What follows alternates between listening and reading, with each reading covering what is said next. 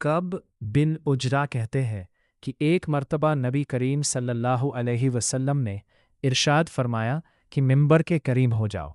हम लोग हाजिर हो गए। जब हुजूर सल्लल्लाहु ने मिंबर के पहले दर्जे पर कदम मुबारक रखा तो फरमाया आमीन। जब दूसरे पर कदम रखा तो फिर फरमाया आमीन। जब तीसरे पर कदम रखा तो फिर फरमाया आमीन। जब आप खुतबे से फारिग होकर नीचे उतरे तो हमने अर्ज़ किया कि हमने आज आपसे मिंबर पर चढ़ते हुए ऐसी बात सुनी जो पहले कभी नहीं सुनी थी। आपने इरशाद फरमाया कि उस वक्त जिब्रील अलैहिस्सलाम मेरे सामने आए थे। जब पहले दर्जे पर मैंने कदम रखा तो उन्होंने कहा कि हलाक हो जियो वो शख्स जिसने रमज़ान का मुबारक महीना पाया फिर भी उसकी मग़फ़िरत ना हुई। मैंने कहा आमीन। फिर जब मैं दूसरे दर्जे पर चढ़ा तो उन्होंने कहा हलाक हो जियो वो शख्स जिसके सामने आपका ज़िक्र मुबारक हो और वो दरूद ना भेजे। मैंने कहा आमीन। जब मैं तीसरे दर्जे पर चढ़ा तो उन्होंने कहा हलाक हो वो शख्स जिसके सामने उसके वालिदैन या उनमें से कोई एक बूढ़ापे को पावे और वे उसको जन्नत में दाखिल ना कराए। मैंने कहा आमीन। इस हदीस में हज़रत जिब्रील अलैहिस्सलाम ने 3 बद्दुआएं दी है और हुज़ूर अक़दस सल्लल्लाहु अलैहि वसल्लम ने इन तीनों पर आमीन फरमाई। अव्वल तो हज़रत जिब्रील अलैहिस्सलाम जैसे मुकर्रब फ़रिश्ते की बद्दुआ ही क्या कम थी, और फिर हुज़ूर अक़दस सल्लल्लाहु की आमीन ने तो जितनी सख्त बद्दुआ बना दी वो ज़ाहिर है। अल्लाह ही अपने फ़ज़ल से हम लोगों को इन तीनों चीज़ों से बचने की तौफ़ीक़ अता फ़रमावे और इन बुराइयों से महफूज रखे, वरना हलाकत में क्या तरद्दुद है। दुर्र मसूर की बाज़ रिवायात से मालूम होता है कि ख़ुद हज़रत जिब्रील अलैहिस्सलाम ने हुज़ूर सल्लल्लाहु से कहा कि आमीन कहो, तो हुज़ूर सल्लल्लाहु ने फरमाया आमीन, जिससे और भी ज़्यादा एहतमाम मालूम होता है। अव्वल वो शख्स कि जिस पर रमज़ानुल मुबारक गुज़र जाए और उसकी बख्शिश ना हो, यानी रमज़ानुल मुबारक जैसा खैर व बरकत का ज़माना भी गफलत और मासी में गुज़र जाए कि रमज़ानुल मुबारक में मग़फ़िरत और अल्लाह जल्ल शानुहु की रहमत बारिश की तरह बरसती है। बस जिस शख्स पर रमज़ानुल मुबारक का महीना भी इसी तरह गुज़र जाए कि इसकी बदआमालियों और कोताहियों की वजह से वो मग़फ़िरत से महरूम रहे, तो उसकी मग़फ़िरत के लिए और कौन सा वक्त होगा और उसकी हलाकत में क्या तामुल है। और मग़फ़िरत की सूरत ये है कि रमज़ानुल मुबारक के जो काम है यानी रोज़ा व तरावीह, इनको निहायत एहतमाम से अदा करने के बाद हर वक्त कसरत के साथ अपने गुनाहों से तौबा व इस्तिग़फ़ार करे। दूसरा शख्स जिसके लिए बद्दुआ की गई वो है जिसके सामने नबी करीम सल्लल्लाहु अलैहि वसल्लम का ज़िक्र मुबारक हो और वो दरूद ना पढ़े। और भी बहुत सी रिवायात में ये मज़मून वारिद हुआ है। इसी वजह से बाज़ उलमा के नज़दीक जब भी नबी करीम सल्लल्लाहु अलैहि वसल्लम का ज़िक्र मुबारक हो तो सुनने वालों पर दरूद शरीफ का पढ़ना वाजिब है। हदीस बाला के अलावा और भी बहुत सी वईदें इस शख्स के बारे में वारिद हुई हैं जिसके सामने हुजूर सल्लल्लाहु का तकरा हो और वो दरूद ना भेजे।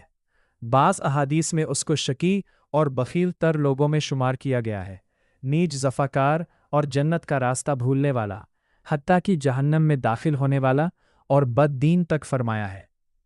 ये भी वारिद हुआ है कि वो नबी करीम सल्लल्लाहु का चेहरा अनवर ना देखेगा। मुहक्किकीन उलमा ने ऐसी रिवायात की तावील फरमाई हो, मगर इससे कौन इनकार कर सकता है कि दरूद शरीफ ना पढ़ने वाले के लिए आपके ज़ाहिर इरशादात इस कदर सख्त है कि उनका तहम्मुल दुश्वार है, और क्यों न हो कि आपके एहसानात उम्मत पर इससे कहीं ज़्यादा है कि तहरीर व तकरीर उनका एहसा कर सके। इसके अलावा आपके हुकूक़ उम्मत पर इस कदर ज़्यादा है कि उनको देखते हुए दरूद शरीफ ना पढ़ने वालों के हक़ में हर वईद और तंबीह बजा और मौजू मालूम होती है। ख़ुद दरूद शरीफ के फ़ज़ाइल इस कदर है कि उनसे महरूमी मुस्तकिल बदनसीबी है। इससे बढ़कर क्या फ़जीलत होगी कि जो शख्स नबी करीम सल्लल्लाहु अलैहि वसल्लम पर एक मरतबा दरूद भेजे, हक़ ताला जल्ल शानुहु उस पर 10 मरतबा रहमत भेजते हैं। नीज मलाइका का उसके लिए दुआ करना, गुनाहों का माफ़ होना, दर्जात का बुलंद होना, उहद पहाड़ के बराबर सबाफ का मिलना, शफ़ात का उसके लिए वाजिब होना वगैरह वगैरह उमूर मजीद बरआ नीज अल्लाह जल्ल जलालुहु की रज़ा اس کی رحمت، اس کے غصے سے امان، قیامت کے ہول سے نجات، مرنے سے قبل جنت میں اپنے ٹھکانے کا دیکھ لینا وغیرہ بہت سے وعدے درود شریف کی خاص خاص مقداروں پر مقرر فرمائے گئے ہیں۔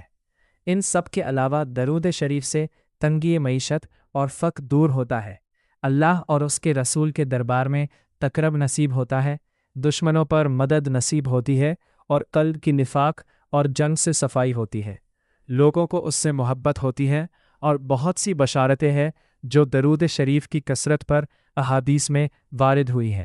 فقہا نے اس کی تصریح کی ہے کہ ایک مرتبہ عمر بھر میں درود شریف کا پڑھنا عملاً فرض ہے، اور اس پر علماء مذہب کا اتفاق ہے۔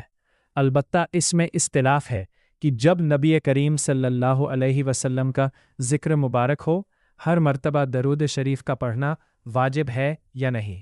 بعض علماء کے نزدیک ہر مرتبہ درود شریف کا پڑھنا واجب ہے، اور دوسرے بعض کے نزدیک مستحب۔ تیسرے وہ شخص کہ جس کے بوڑھے والدین میں سے دونوں یا ایک موجود ہوں اور وہ ان کی اس قدر خدمت نہ کرے کہ جس کی وجہ سے جنت کا مستحق ہو جائے۔ والدین کے حقوق کی بھی بہت سی احادیث میں تاکید آئی ہے۔ علماء نے ان کے حقوق میں لکھا ہے کہ مباح امور میں ان کی اطاعت ضروری ہے، نیز یہ بھی لکھا ہے کہ ان کی بے ادبی نہ کریں، تکبر سے پیش نہ آئے اگرچہ وہ مشکل ہو، اپنی آواز کو ان کی آواز سے اونچی نہ کرے، ان کا نام لے کر نہ پکارے، کسی کام میں ان سے پیش قدمی نہ کرے، امر بالمعروف اور نہی عن المنکر میں نرمی کرے، اگر قبول نہ کرے تو سلوک کرتا رہے اور ہدایت کی دعا کرتا رہے، گرج ہر بات میں ان کا بہت احترام ملحوظ رکھے۔ ایک روایت میں آیا ہے کہ جنت کے دروازوں میں سے بہترین دروازہ باپ ہے، تیرا جی چاہے اس کی حفاظت کر یا اس کو جایا کر دے۔ ایک صحابی رضائی نے حضور سے دریافت کیا کہ والدین کا کیا حق ہے؟ آپ نے فرمایا کہ وہ تیری جنت ہے یا جہنم، یعنی ان کی رضا جنت ہے اور ناراضگی جہنم ہے۔ ایک حدیث میں آیا ہے کہ مطیع بیٹے کی محبت اور شفقت سے ایک نگاہ والد کی طرف ایک حج کا ثواب رکھتی ہے۔ ایک حدیث میں ارشاد ہے کہ شرک کے سوا تمام گناہوں کی جس قدر دل چاہے اللہ معاف فرما دیتے ہیں، مگر والدین کی نافرمانی کا مرنے سے قبل دنیا میں بھی وبال پہنچاتے ہیں۔ ایک صحابی رضائی نے عرض کیا کہ میں جہاد میں جانے کا ارادہ کرتا ہوں۔ حضور صلی اللہ نے دریافت فرمایا کہ تیری ماں بھی زندہ ہے؟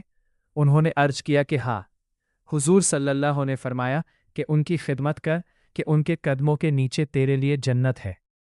ایک حدیث میں آیا ہے کہ اللہ کی رضا باپ کی رضا میں ہے اور اللہ کی ناراضگی باپ کی ناراضگی میں ہے، اور بھی بہت سی روایات میں اس کا اہتمام اور فضل وارد ہوا ہے۔ جو لوگ کسی غفلت سے اس میں کوتاہی کر چکے ہیں اور اب ان کے والدین موجود نہیں، شریعت مطہرہ میں اس کی تلافی بھی موجود ہے۔ ایک حدیث میں ارشاد ہے کہ جس کے والدین اس حالت میں مر گئے ہوں کہ وہ ان کی نافرمانی کرتا ہوں تو ان کے لیے کثرت سے دعا اور استغفار کرنے سے مطیع شمار ہو جاتا ہے۔ ایک دوسری حدیث میں وارد ہے کہ بہترین بھلائی باپ کے بعد اس کے ملنے والوں سے حسن سلوک ہے۔